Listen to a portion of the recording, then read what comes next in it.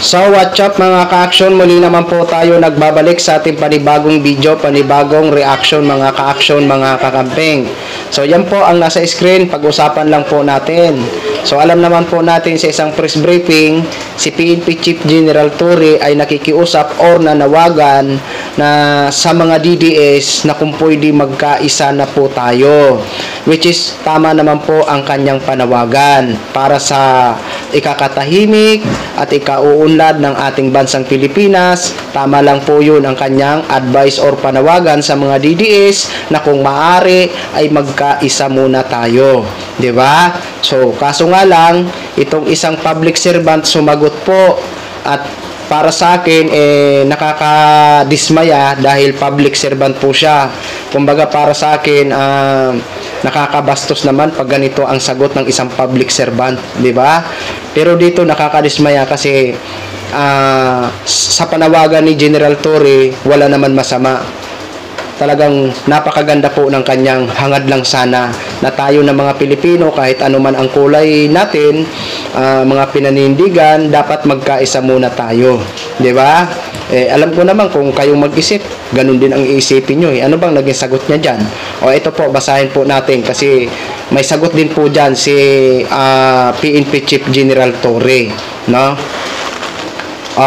Ito po ay nakashare sa Nicolas Torre III. Okay? Legit po yan dahil may check po na kulay blue. Ano ba ang panawagan ni General PNP Chief General Torre? Basahin lang po natin yung sa baba sa picture nila bago yung nasa taas. Okay? Panawagang magsama-sama ni Torre sa mga DDS ni Risbakan ni Basti Duterte. Ayan. Ang sa aking panawagan na lang, Pilipino tayo, pare-pareho, gusto natin na mag-improve ang ating bansa. Magsama-sama na lang tayo, kalimutan nyo na muna yung mga differences na yan. Okay? Di ba napakaganda naman ng sinasabi ni or panawagan o pakiusap ni PNP Chief General Torre. Kaso lang ito si Mayor Baste, ito po ang naging niya, reply. Ayan po, nababasa nyo po, di ba? Ayaw ko na lang pong banggitin, at least nababasa nyo po sa screen. Alam po natin na may sama sila ng loob kay PNP Chief General Torre kasi nga ho sa nangyayari sa kanilang tatay, di ba? Naunawaan po natin sa part na dun. Pero respeto na lang sana bilang isa siya sa mga public servant. Kung ayaw niyang sumagot, di sana didma na lang siya kaysa sumagot siya na ganito. Siyempre, tayo na mga Pilipino na nirerespeto sila bilang isang public servant, parang nakaka-disappoint, 'di ba? Pag may ganito na sumagot ang isang public servant. Okay, shinare po ito ni General Torre, ni PNP Chief sa kanyang Facebook page. Okay? Ayon dito, unawain na lang natin si Basti kasi alam naman natin na limitado talaga ang vocabulary ng batang ito.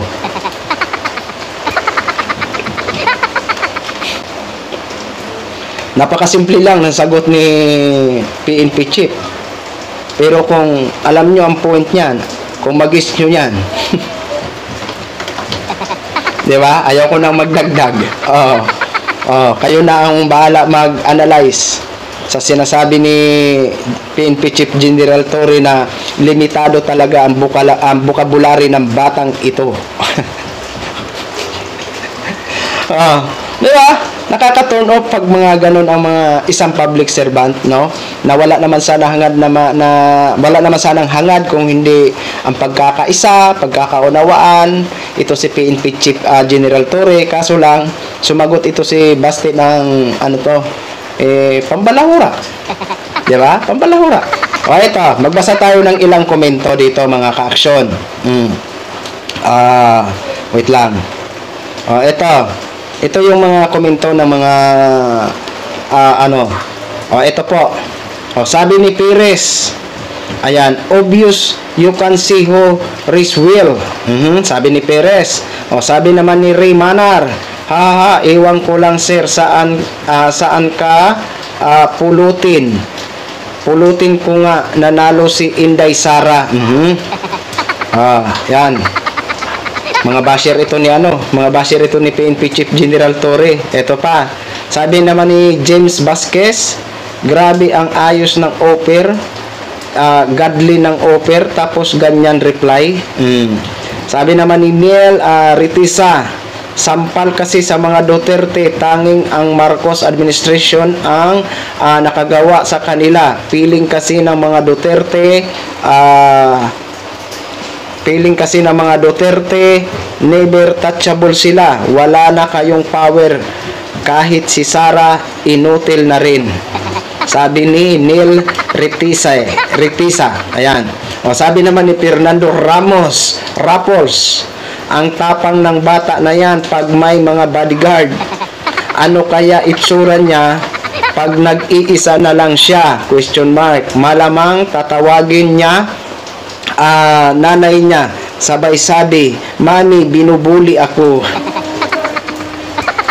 Totoo naman talaga. Kasi, di ba, nung last year, may sinasabi, nasasampalin niya si General Torre, nung nagkaroon ng hearing doon sa Davao regarding sa Kibuloy, nandun din si Baste, nagkita sila ni General Torre, pero hindi niya managawa.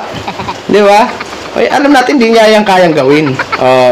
Ito pa, sabi ni Rose Moyo, ayan, hindi po siya bata, ayan, gangster na, bangag.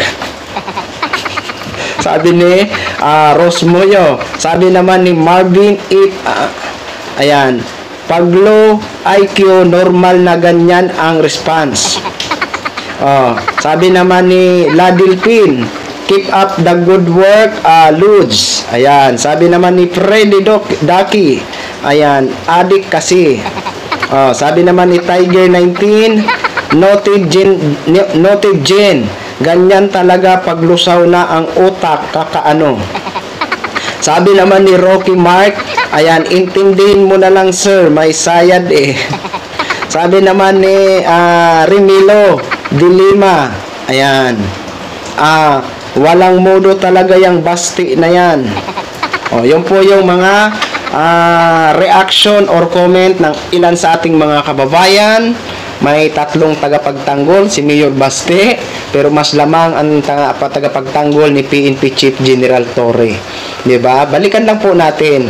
Hindi naman kasi maganda basahin, no, na yan ang magiging reply sa magandang panawagan ni PNP Chief General Torre, lalong-lalo na po siya ay isang public servant. Diba? Napakaano po yan. Ang para sa akin talaga, hindi talaga maganda. Sipin mo, wala naman hangad si General Torre kung hindi magkaisa tayo. Although na may sama kayo ng loob kay General Torre, pero inisip mo sana, ikaw ay isang public servant na dapat nirerespeto, no? Kasi ikaw magiging salamin para magrespeto ang mga taong bayan, di ba? Pero sa mga ganito, dismayado ho tayo. Tayo na nakakaintindi, di ba? So, yun lang po, mga ka-action, mga kakamping knog, i-share ko lang ho yan sa inyo. Maraming salamat po sa ating mga viewers Luzon, Visayas at Mindanao, all over the world. Ako po, ang inyong lingkod, si The Action Man. Good evening, everyone.